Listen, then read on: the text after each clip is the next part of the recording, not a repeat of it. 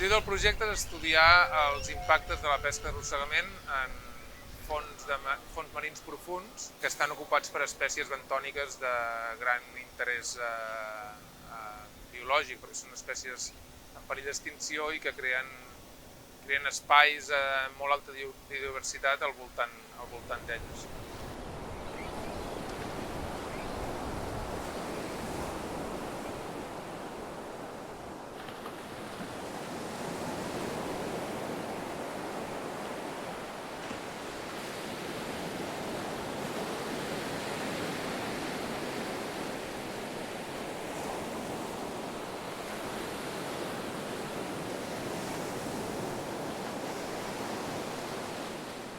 A la primera fase hem visitat tres zones, dues a la capçalera del canyó envoltades de caladors de pesca i una en el flanc est del canyó, lluny de caladors de pesca, i hem pogut veure diferències molt considerables en el tipus d'espècies d'aquestes comunitats bentòniques. I ara a la segona fase farem una exploració més regional del canyó, anar fent petites immersions de curta durada a diferents llocs per tenir una visió més àmplia de com estan distribuïdes les espècies.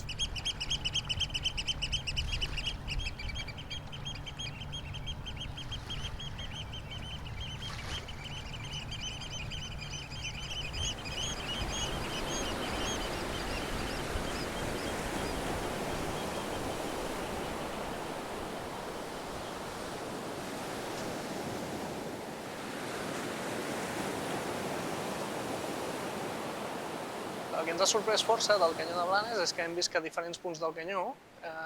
hi havia una zonació d'espècies, és a dir,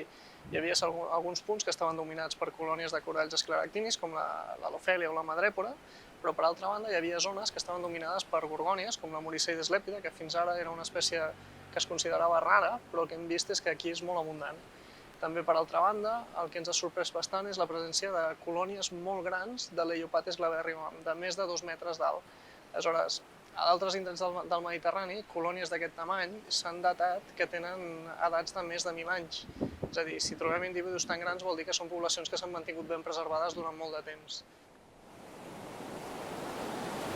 Hem de tenir present que en aquest canyó s'hi practica la pesca des de dècades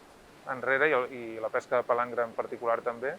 I bueno, és una cosa que hem de conscienciar no només el sector de pesca arrossegament, sinó el sector palangrer, de que miri de mitigar, diguéssim, els possibles impactes de les activitats de pesca en